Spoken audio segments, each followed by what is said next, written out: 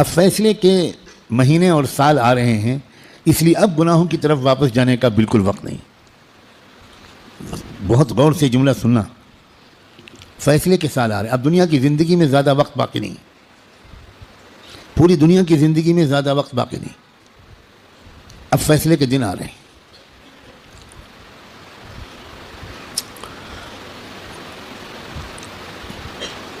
پہلے جیسا اب زمانہ نہیں ہے، ایک ایک دن جو گزر رہا ہے یہ فیصلے کے دن سے ہمیں قریب کر رہا ہے، اور فیصلے کے دن کی جو سب سے بڑی علامت ہے کہ اب فیصلے کا دن قریب ہے، وہ ہے فلسطین کے حالات۔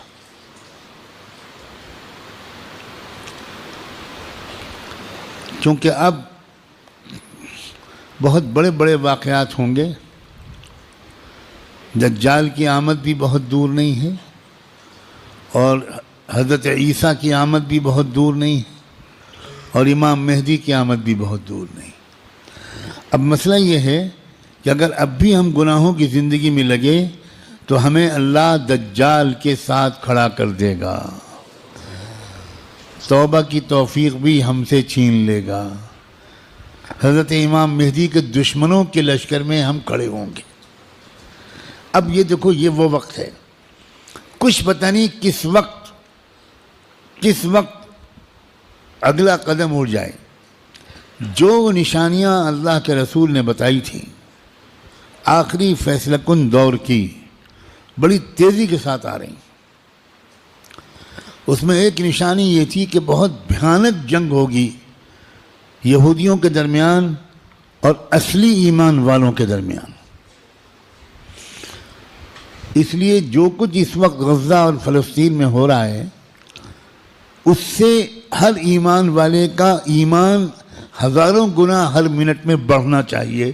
اس لیے کہ وہی ہو رہا ہے جو اللہ کے رسول بتا کر گئے تھے۔ جس وقت وہ آپ بتا رہے تھے اس وقت تو فلسطین میں کوئی مسلمان تھا ہی نہیں، اور آپ یہ بتا رہے ہیں کہ ایک بھیانک جنگ ہوگی، خطرناک جنگ ہوگی، یہودیوں اور ایمان والوں کے مابین ایک خطرناک جنگ ہوگی۔ آپ بتا رہے ہیں کہ ایک علاقہ ہوگا جہاں سچے پکے مومن جان دے رہے ہوں گے اور جان لے رہے ہوں گے، قربانیاں دے رہے ہوں گے، مسجد اقصیٰ کی حفاظت میں نوجوان جوق در جوق شہید ہو رہے ہوں گے۔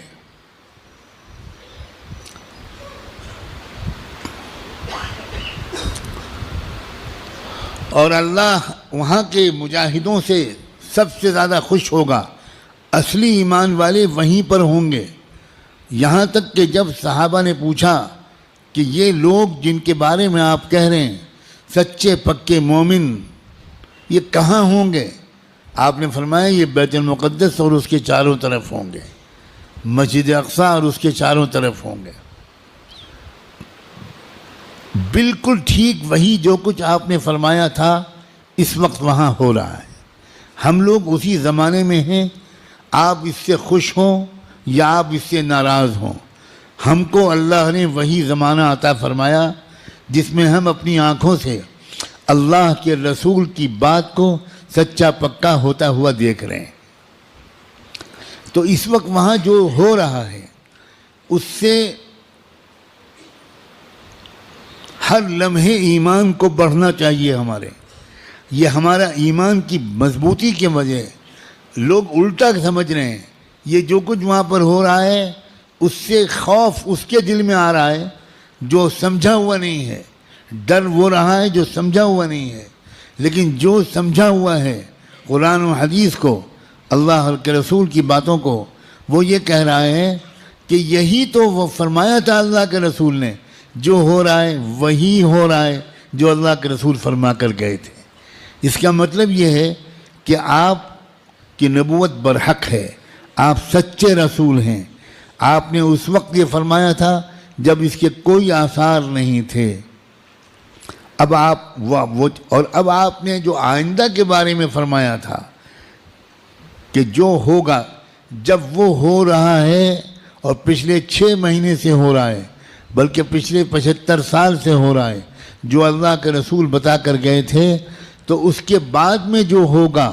اس مقابلے کا آخری انجام، اس کے بارے میں اللہ کے رسول نے جو کچھ فرمایا وہ بھی یقیناً ہو کر رہے گا۔ اور وہ کیا ہوگا؟ وہ یہ ہوگا کہ اللہ کے کلمے کا بول بالا وہاں سے پھیلنا شروع ہو کر پورے عالم کی ہر کچی پکے گھر میں اللہ کا کلمہ داخل ہوگا، پوری زمین پر انصاف کا نظام قائم ہوگا، اللہ کا حکم چلے گا، باطل ٹوٹے گا، حق کا غلبہ ہوگا، ایمان والوں کو اللہ تعالیٰ عزت، حکومت، اقتدار، طاقت، غلبہ دیں گے، ان کی قربانیوں کے انعام کے طور پر ضرور دیں گے۔ اور پھر دجال کا قتل ہوگا، دجال سے چھٹکارا ملے گا، پوری دنیا میں لا يبقى بیت مدر ولا وبر الا وتدخل فيه کلمۃ الاسلام بعز عزیز او بذل ذلیل۔ اللہ کے رسول کی حدیث کے الفاظ ہیں کہ کوئی کچا پکا گھر یا کوئی خیمہ ایسا نہیں بچے گا جس میں اللہ کا کلمہ داخل نہ ہو جائے، طاقت کے بل پر یا قبول کر کے داخل ہو کر رہے گا۔ اس لیے لوگوں، یہ بہت چوکنا رہ کر جینے والا زمانہ ہے۔ اگر اسی طرح غفلت میں رہے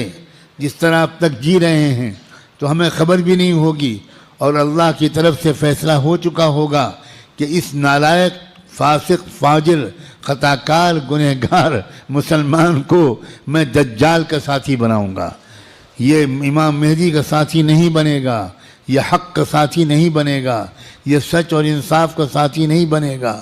یہ مظلوموں کا خادم نہیں بنے گا، یہ ظالموں کا ایجنٹ بنے گا، یہ ظالموں کا مخبر بنے گا، یہ ظالموں کا دلال بنے گا، 4 پیسے کے لیے تھانے پہ جا کر مخبری کرے گا۔ یہ فیصلہ کسی لمحے ہم میں سے کسی کے بارے میں ہو سکتا ہے۔ یاد رکھنا، میں نے اللہ کی توفیق سے اپنی بساط کے مطابق بہت لمبی بات کو چند جملوں میں سمیٹ کر آپ کے سامنے رکھ دیا ہے۔ قسم کھا کے کہتا ہوں، اس میں ذرا بھی مبالغہ نہیں ہے، فیصلے کا دن قریب ہے۔ اب اگر گناہوں کی طرف واپس لوٹے،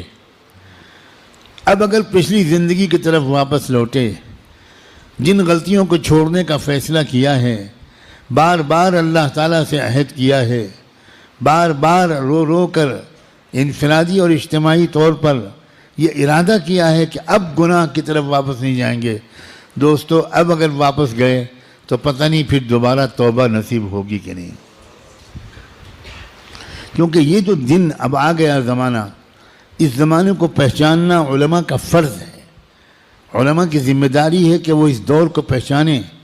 پچھلے دور کی روایتی باتوں سے کام نہیں چلے گا، اب آپ کو اکابر علماء کے پاس رہنا پڑے گا، کچھ مہینے گزارنے پڑیں گے، تربیت لینی پڑے گی، ان کا اعتماد حاصل کرنا پڑے گا۔ جب اعتماد ہوگا تب وہ آپ کو خاص خاص باتیں بتائیں گے، تب وہ آپ کو اپنے سینے کا علم منتقل کریں گے، تب آپ کو وہ امانت سونپیں گے، آپ کو ایک ذمہ داری سونپیں گے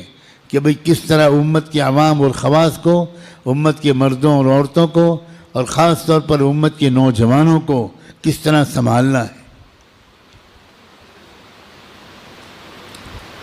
سب سے زیادہ بنیادی بات اس وقت مجھ کو اپنے سے بھی کہنی ہے اور آپ سے بھی، وہ ہے استقامت۔ اب جمنا ہے، کہو انشاءاللہ۔ اب تقوی پر جمنا ہے، اب اللہ کی اطاعت پر جمنا ہے، اب گناہوں سے دور رہنا ہے، اور جیسے کوئی غلطی ہو جائے سب کام چھوڑ کے اللہ سے معافی مانگنی، دیر نہیں کرنی، کیونکہ پل پل یہ خطرہ ہے۔ جو واقعی زمانے کے تقاضوں سے واقف لوگ ہیں وہ ہر وقت ان کا دل اس وقت فلسطین کی طرف لگا رہتا ہے، اور اس لیے کہ وہ بار بار تازہ ترین وہاں کی خبریں جاننا چاہتے ہیں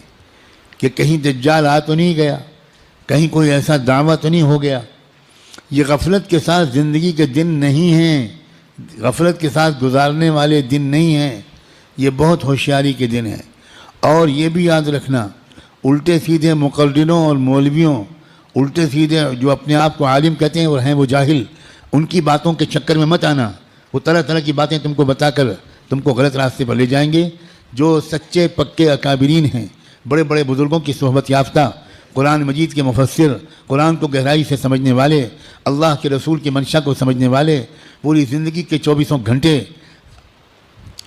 اللہ کے دین کی خدمت میں گزارنے والے، جن پر وقت کے سارے بزرگوں نے اعتماد کا اظہار کیا، ان کی بات ماننا ہے. ورنہ سوشل میڈیا پہ جاؤ تو 50 انجینئر ملیں گے اور 50 ڈاکٹر ملیں گے اور 50 طرح طرح کے لوگ ملیں گے جو اسلامی پروگرام چلا رہے ہیں. ہمارے نوجوانوں کو نہیں معلوم کہ اسلام کی ویب سائٹس کے نام سے جو ویب سائٹس چل رہی ہیں اس میں سے تقریباً 70% یہودیوں کی ویب سائٹس ہیں.